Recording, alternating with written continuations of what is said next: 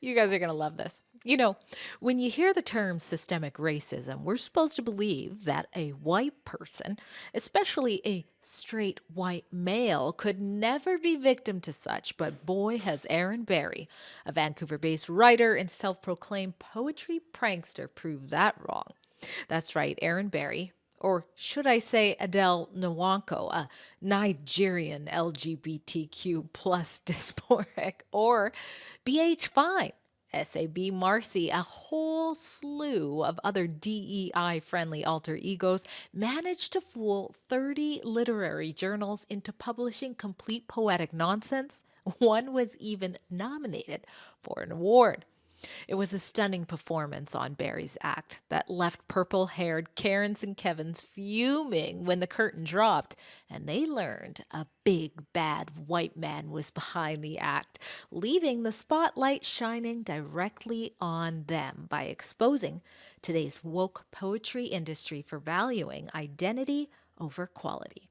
I'm Drea Humphrey with Rebel News, and now you're about to hear from the man himself. And yes, I confirmed that he really is Aaron Barry. A lot of the stuff that I wrote was almost in preparation for something like this. You know, all the free verse poems and even the haiku and whatever I experimented with, the full collections that I wrote, it was all really just building toward a sort of mega project like Echolalia Review and then the novels that I wrote around the same time. So I've had a lot of people comb through my whole body of work since. But yeah, I think it should be put into perspective where I needed some sort of big moment to occur, and it just felt like it was all building toward something exactly like this. Well, big moment it was. You ended up getting, what some have called trash poetry, but not even in that type of way, just poetry that is trash, Right. published in close to 50 times, right? Tell us a little bit about that.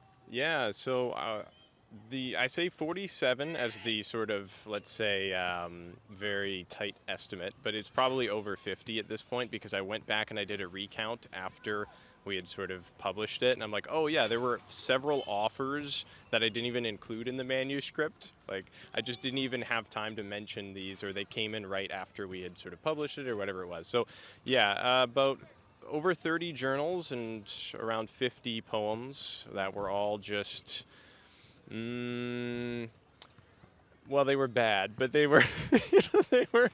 It was in a very carefully orchestrated way. So each one was meant to sort of let's say, satirize one small aspect or style of contemporary poetry. I'm going to show you one of those bad poems. It's so bad that A, I can't read it because it's pretty much incoherent, but Mm. B, it's vulgar as well. We'll put it on the screen so you can take some time looking at it right now. Um, let's talk about the alias behind it. It was a Nigerian alias, Yep. which you are definitely not. And, Yeah.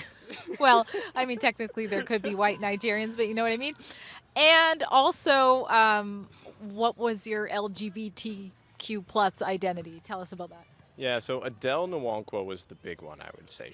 I put most of the poems under her just because, she got the thing rolling, and then it just was, full steam ahead with her. BH Fine and a few of the other ones, I would do ones specific to their identities that fit better with, their perspectives and all of that. But Adele, she was a gender fluid member of the Nigerian diaspora. Um, at one point, I had used my ex-girlfriend's sort of likeness, just a sort of silhouette, with the afro and all that sort of stuff, because there were a couple spots where, we needed just a little bit of verification. So it just so happened that, yeah, she could have very easily passed for that. So, I got a little bit lucky in that case. But yeah, she was kind of spearheading all of that as the main persona. So this is the book that kind of has all of that going on here. So you came up with this persona, and again, tell us how you were perceived, and then tell us what happened when, under a different alias, you came clean on who you were, if that makes any sense. Right. So When I was Adele, I could send out anything. Like I could really send out, as you see, like just about anything. And even if it got rejected, which shockingly it did not get rejected very often, there would be like very kind notes with it, like, oh, you tried really hard on this one. It's just one aspect of this doesn't really work for us, but please try again. Da da da. So with Adele, I mean, I was, yeah, knowingly sending out really bad stuff. But at the same time, as a sort of extra layer to the experiment, I took poems that I had tried to send out as myself first and then put them out under those personas. I tried resubmitting them to similar magazines as Adele and BH Fine and all that. And then they instantly got picked up, right? Like, you could get 20 rejections as me, and then the same Wow. one would get picked up in one attempt or two attempts and stuff like that. So And when you were getting those rejections as you, were you even hearing back? Were they saying anything? a lot of the times you get just a stock response Yeah. or no response, as is all too common in the industry. But then, yeah, as Adele and the similar personas, I was getting like heartfelt messages instead.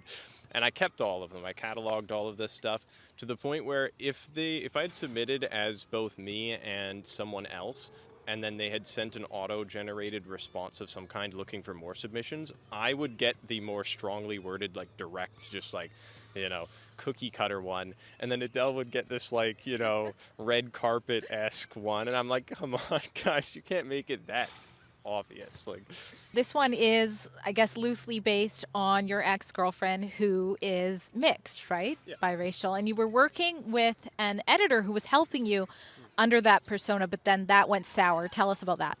It did, yeah. So, I mean, even after all of this stuff has happened, I actually don't really hold D of Calamari Archive in, any sort of, let's say, acrimony. It's just, he, yeah, he kind of blew up on me, which is kind of understandable. I mean, A like, little bit, yeah. it's like I don't fully blame him for not wanting to be associated with a literary prankster or anything, but it was more the nature of the, let's say, implosion of the project that struck me as strange and kind of emblematic of everything I was trying to prove with the Echolalia review project, where we had worked together for a few months tuning it up. Now, I kind of dogged it on one or two editorial passes because I was supposed to be a new novelist and all of this sort of stuff. So I definitely made it seem like I didn't know what I was doing at times. But we put a lot of effort in. I put probably thousands of hours into the novel. And it was based on real experiences that not only I had, but of course she had. So in some respects, it was very strange to hear him try to like lord my own life experiences over me. Like he was trying to say, oh, you can't be writing this kind of stuff, and it's just irresponsible of me to publish anything like this. But this was before. And he also said something along the lines of this. I'm paraphrasing, but this is why I don't want to work with white people, right? Yeah, And what was the motivation behind doing this? yeah. So I think a lot of people believe that I was just kind of playing a prank or that I was some disillusioned white writer who couldn't get published or something like that. It wasn't really that. There were really just humor aspects to this. I was entertaining myself and, my then girlfriend and stuff like that. But in terms of the kind of impact I was looking to have in the industry, it was more about giving these editors and publishers a bit of a reality check. Like, because we've steered so far into, identity politics and all this kind of stuff that we've almost just lost our bearings completely. Like, so many things are now just firmly entrenched in publishing that we don't even think about them anymore. Like, I could go on Chill Subs or Submittable or any of these aggregate websites for submission opportunities, and maybe half of them had disclaimers about actively soliciting, BIPOC writers and da-da-da, which isn't necessarily a bad thing. But when the percentages become that skewed, it it puts submitters in a very weird position, where these magazines are either holding true to their word and they are actively filtering out, writers like me, or they're lying. But so neither one is particularly good for the health of the literary industry. And I think a lot of readers are now deterred from the type of material they're putting out. Like, book sales and poetry sales, I catalog it all in my collection, are down considerably. And I would say part of that is because of the practices they've been using for the last decade or more. And I want more people to engage with poetry because it is actually a very satisfying and informative sort of fixture to have in your life. It's a great creative outlet to write or read. And I just want more people in the general public to like poetry again. Some of the editors, of course, have justifiably been a little bit annoyed with me. And it was, a bit strategic on my part to leak some of this information to some of them using another persona, because I needed them to know that they were involved in this. But if I had written to them directly, they would have just, done nothing about it. And they started a whisper network to try to avoid talking about this in public. Right. On Twitter and all of that sort of stuff. I know that if I had approached them directly, they would have just instantly gone into that. But Chris Talbot Heindel of the BK magazine kind of kicked all of this off by launching into a bunch of tirades online and, wrapping a bunch of the other editors who were related to this into it. So the reactions from them have been very, I would say, comedic, but understandable in some cases. Like, I'm not going to act like I'm, Yeah. doing like, charity work here or anything. Like, I was kind of fooling them, but oddly enough, a lot of the feedback has been quite positive from people in the poetry community. Fellow poets write to me all the time now, other editors and stuff who kind of agree with what I was attempting to do with the project. But I've tried to tell my detractors and all of these other editors who've written to me with, not so nice messages, that I'm open to dialogue on this. Like, I actually really do like talking about contemporary poetry, and I do like a lot of what's being published, but they don't really seem all that receptive to giving me any sort of forum or engaging with me in a thoughtful manner on this. They just like to throw ad hominems my way, which is also kind of fun. But Well, you said much of what you were working on before this was leading up to a big moment. That moment's happened. So, what is next? yeah, it's tough to say because I've been blacklisted from a lot of different publications, which is funny, if nothing else. And so I'm being blacklisted in two different ways, in the poetry world, but then through D and all of those guys in the sort of fiction world. So, I'm just going to have to probably partner with a lot of presses that kind of are okay with a little bit of dark humor here and there, who don't really mind if a writer or creative breaks the mold a little bit when it comes to identity and things like that. But I guess, I don't know, I'm working on a short story collection at the moment. It's going pretty well. We've got tons of other things sort of planned. So it's looking up, surprisingly. They've tried to stop it, but I'm happy with where it's going. Did you enjoy the story? Me too. And it's something you would never hear covered on the mainstream media.